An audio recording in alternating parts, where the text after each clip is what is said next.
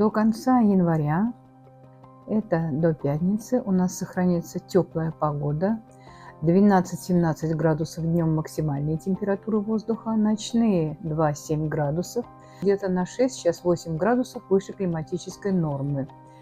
Но аномалией это трудно назвать, поскольку за этот период у нас не перекрыт был абсолютный максимум температуры.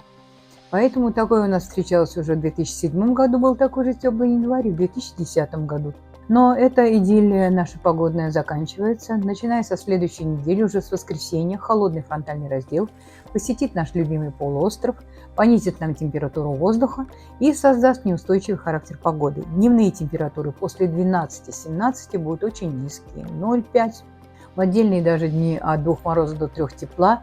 Ночные температуры в начале недели тоже будут почти такие же. В конце недели понизится где-то до 5-7 градусов мороза. Дождь, мокрый снег, и усилится наш неприятный холодный северо-восточный ветер. Наступит наша крымская зима на следующей неделе, которая продлится, по нашим расчетам, целую первую декаду месяца.